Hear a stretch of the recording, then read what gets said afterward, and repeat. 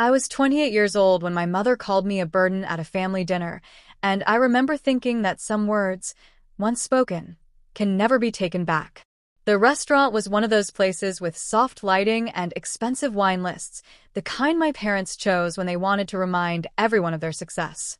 My younger brother Jake had just announced his engagement to Caroline, a woman they adored before she'd even walked through the door. She was a lawyer, blonde, effortlessly charming, and she came from the kind of family that summered in the Hamptons. My mother had been glowing all evening, reaching across the table to squeeze Caroline's hand, already planning a wedding that wasn't hers to plan. I sat at the end of the table, wearing a dress I'd bought on sale 3 months ago, trying to feel like I belonged in this moment. My father was in the middle of a toast, his voice booming across our private dining room about legacy and family and the bright future ahead.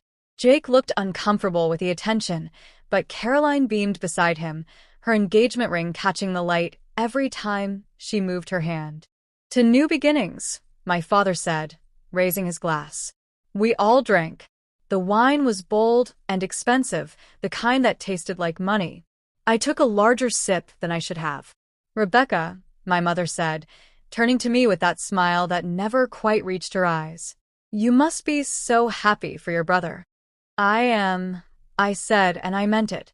Jake and I had always been close, or at least we used to be before life pulled us in different directions.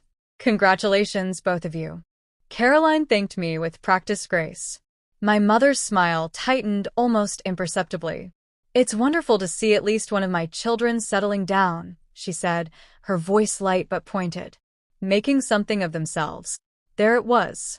The familiar sting that I'd learned to expect but never quite prepared for. My father cleared his throat. "Now, Margaret." "What?" "I'm just saying it's nice to see success in the family." She took a sip of her wine, her eyes never leaving mine. "Some of us have had a harder time finding our way." I felt my face flush. Around us, other diners laughed and clinked glasses, completely unaware that my mother was performing surgery with a butter knife. "Mom, that's not..." Jake started, but she waved him off. "Oh, don't defend her, Jacob. Your sister knows I'm only speaking the truth. She's been trying to find herself for what, 7 years now. How many jobs has it been, Rebecca? How many failed attempts at a career?" I set down my wine glass carefully, afraid my shaking hands would betray me.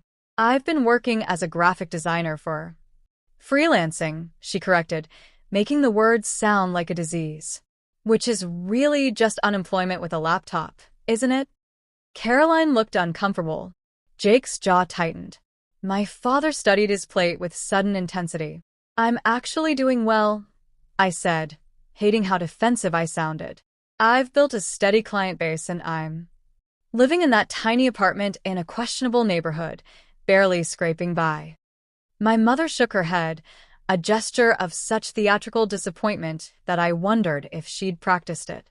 "Do you know how exhausting it is, constantly worrying about you? Wondering when you're going to finally grow up and take responsibility for your life?" "Margaret," my father said again, but there was no force behind it. "There never was." "I mean it, Richard. We've supported her through how many phases now? The art school phase, the photography phase, the teaching phase. We paid for that expensive education, and what does she do? Wastes it chasing dreams that any rational person would have abandoned years ago." My throat felt tight. I could feel the attention of nearby tables, drawn by my mother's voice, which she hadn't bothered to lower.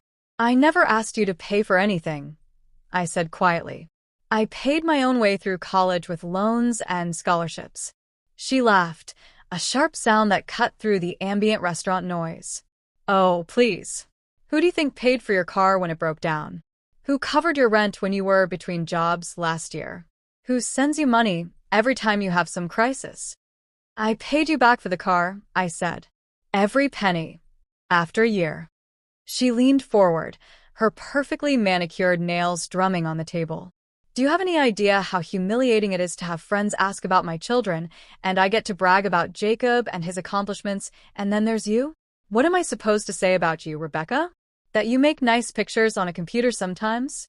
The table had gone silent. Even the waiter seemed to sense the minefield and had disappeared. "I think we should change the subject," Jake said, his voice strained. "This is supposed to be a celebration." "You're right," my mother agreed. "This is a celebration. For you and Caroline. For people who've actually made something of their lives."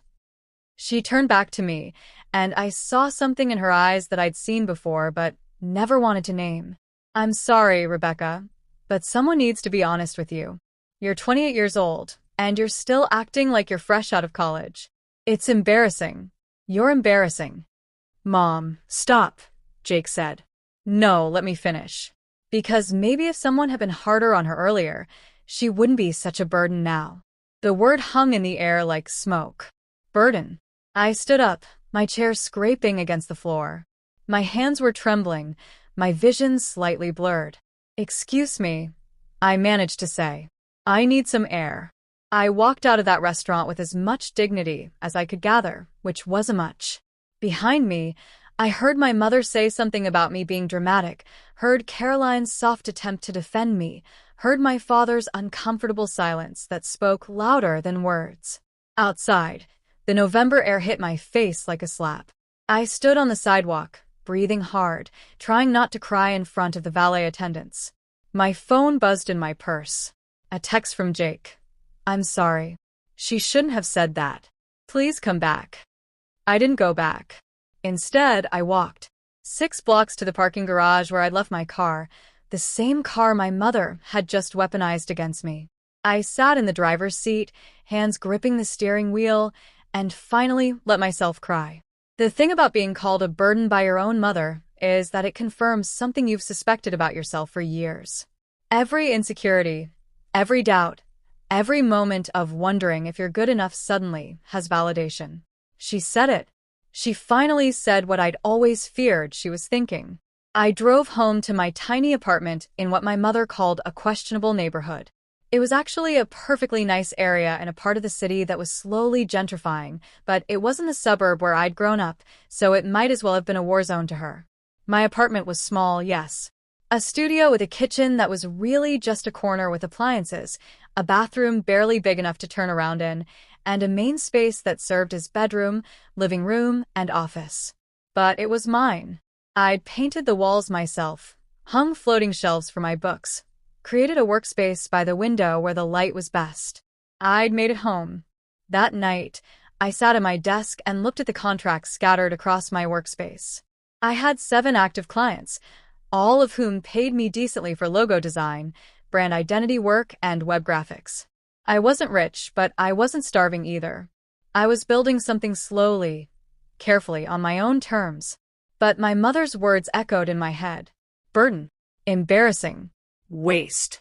I opened my laptop and stared at the screen, not sure what I was looking for until I found it. My bank statements. Loan documents. A folder I'd kept for years labeled Family Finances. See, there was something my mother didn't know. Something I discovered 3 years ago and never quite known what to do with. When my grandmother died, she'd left her estate to be divided among her children. My mother was the executor. I'd found the will one day while helping my parents clean out my grandmother's house, and what I saw there didn't match what my mother had told everyone. My grandmother had left a substantial amount of money. Not millions, but enough. And according to her will, a third of it was meant to go into a trust for me and Jake, to be distributed when we turned 25. I'd turned 25 3 years ago. Jake had turned 25 last year. Neither of us had seen a penny. I'd pushed it to the back of my mind, telling myself I'd misunderstood, that there must be some explanation. But now, sitting in my apartment with my mother's words still burning in my ears, I pulled out the photograph I'd taken of the will and read it again. The numbers were clear. The instructions were clear. And the signature at the bottom was my grandmother's, notarized and legal. I spent that entire night researching estate law, trust administration, and executor duties. As the sun rose over my questionable neighborhood, I'd filled a notebook with information and made a decision. Monday morning, I called a lawyer. Her name was Patricia Chen, and she specialized in estate litigation. I found her through careful research, reading reviews from clients who praised her thoroughness and her willingness to take on difficult family cases. We met in her office on Wednesday.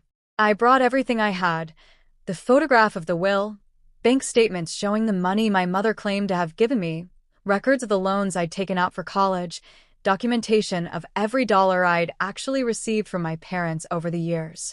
Patricia was in her 40s, with sharp eyes and an air of competence that made me feel immediately at ease. She reviewed my documents in silence, making notes on a legal pad. "This is clear," she finally said. "Your grandmother's will explicitly establishes a trust for you and your brother. Do you have any idea where this money is now?" "I think my mother used it," I said.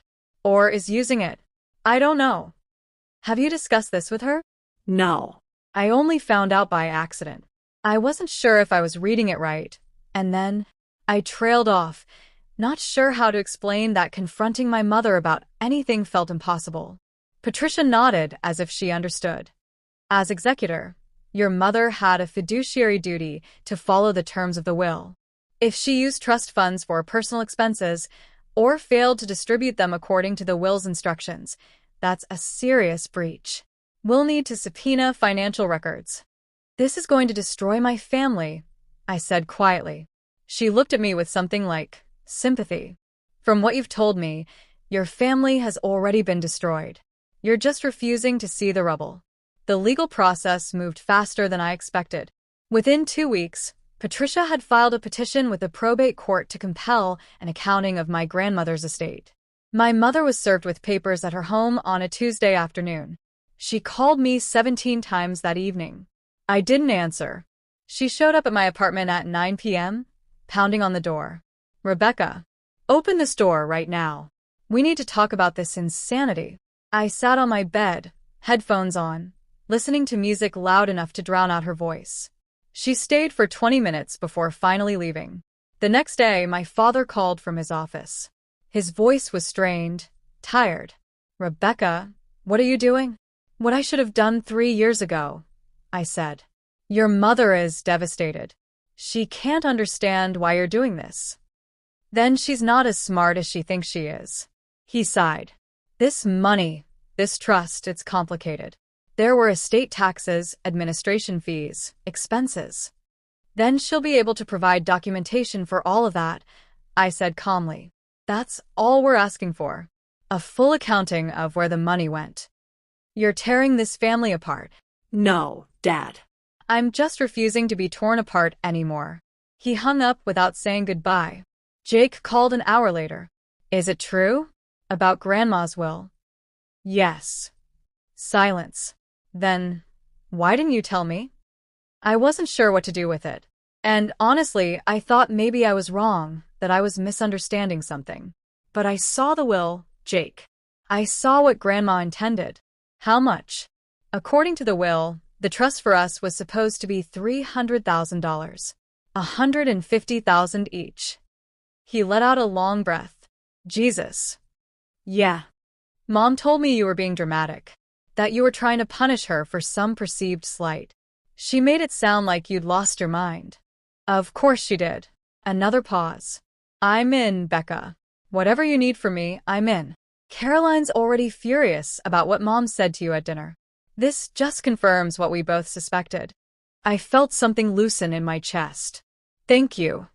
The accounting, when it finally came, was a masterpiece of obfuscation. My mother's lawyers had prepared a document that claimed the majority of the trust had been used for educational expenses and family support. According to their numbers, she'd spent over $200,000 on me and Jake over the years. Patricia tore it apart in 3 hours. "Look at this," she said, spreading documents across her conference table. "She's claiming $50,000 for your college education, but you have documentation that you paid your own way with loans. She's claiming $30,000 for Jake's living expenses during law school, but he has bank statements showing he supported himself with scholarships and part-time work. These numbers don't add up because they're fiction." We went to court on a cold January morning. The probate courtroom was smaller than I expected, wood-paneled and formal. My mother sat on the opposite side with her lawyers, dressed in a black suit that probably cost more than my monthly rent.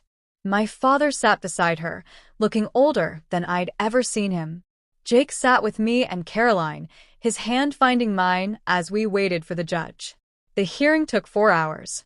Patricia presented our evidence methodically. The will, the bank records, the contradictions in my mother's accounting. My mother's lawyers argued that estate administration was complex, that expenses had been reasonable, that we were being ungrateful. Then Patricia dropped the bomb. Your Honor, we've also uncovered evidence that Mrs. Holloway used approximately $75,000 of trust funds to remodel her kitchen 3 years ago. We have contractor invoices, bank transfers, and timeline evidence that directly contradicts her claim that this was paid for with marital assets. I watched my mother's face go pale. The judge, a woman in her 60s with gray hair and no-nonsense demeanor, reviewed the documents. She took her time, reading carefully, making notes. Finally, she looked up. Mrs. Holloway, as executor of your mother's estate, you had a legal and ethical obligation to administer the trust according to the terms of the will. The evidence presented today suggests you failed to do so, and in fact, used trust funds for personal benefit. This is a serious breach of fiduciary duty. My mother started to speak, but her lawyer stopped her. I'm ordering a full forensic accounting of the estate, the judge continued. Mrs. Holloway, you are hereby removed as executor, and a neutral third party will be appointed to complete the administration of the trust. Furthermore, based on the preliminary evidence, I'm ordering you to repay the sum of $230,000 to the trust, plus interest, to be distributed to the beneficiaries as originally intended. The gavel came down. My mother's face crumpled. My father put his arm around her, but his eyes met mine across the courtroom, and there was something there I couldn't quite read. Shame, maybe, or recognition. Outside the courthouse, Caroline hugged me tight. That was the most badass thing I've ever seen, she whispered. Jake looked shell-shocked. I can't believe it's real. I can't believe she actually did that. Believe it, Patricia said, gathering her files. And this isn't over. We'll be pursuing damages for emotional distress and legal fees as well. Your mother is looking at serious financial consequences. The money, when it finally came through 4 months later, was life-changing. $150,000 plus 3 years of accrued interest. But it wasn't really about the money. I paid off my student loans in one payment. The weight that lifted from my shoulders was physical. Then I put a down payment on a small condo in a neighborhood my mother would definitely call questionable. It had exposed brick walls, huge windows, and enough space for a real office. I quit freelancing and started a design studio. Hired 2 recent graduates who reminded me of myself at their age, hungry and talented and full of dreams. Within 6 months, we'd landed 3 major clients and were turning a real profit. Jake used his share to pay off his and Caroline's student loans and put the rest toward their future. They got married in a small ceremony at a vineyard upstate. My mother and father weren't invited. That was the hardest part, actually. Not the legal battle, not the confrontation, but the silence that followed. My mother never apologized. She never acknowledged what she'd done. Instead, she played the victim, telling anyone who would listen that her ungrateful children had sued her, destroyed her reputation, and abandoned her. Some relatives believed her. Others quietly reached out to me, saying they'd always suspected something wasn't right, that they were proud of me for standing up for myself. My father called once, about a year after the court ruling. He asked if we could meet for coffee. I almost said no, but something in his voice made me agree. We met at a diner halfway between his house and my new condo. He'd aged in the past year, new lines around his eyes, more gray in his hair. I should have protected you, he said without preamble. From her, from all of it. I should have been a better father. I stir my coffee, not sure what to say. I knew about the trust, he continued. I knew what she was doing, and I convinced myself it was okay. That we'd earned that money by raising you, that it didn't matter what the will said. I was wrong. Yes, I said. You were. She's not going to change, Rebecca. She can't see past her own narrative. In her mind, she's the victim here, and nothing I say will convince her otherwise. I've tried. I know, but I want you to know that I see you now. I see what you've built, what you've become despite everything. You're not a burden. You never were. You're remarkable. My eyes burned with unexpected tears. Thank you. Can I? He hesitated. Can I be part of your life again? On your terms. No pressure. No expectations. Just, I'd like to know my daughter. I thought about all the dinners where he'd stayed silent, all the times he'd let my mother diminish me without saying a word. I thought about how easy it would be to say no, to close that door forever. But I also thought about the fact that people can change, even if it takes losing everything to get there. We can start with coffee, I said, once a month, and see how it goes.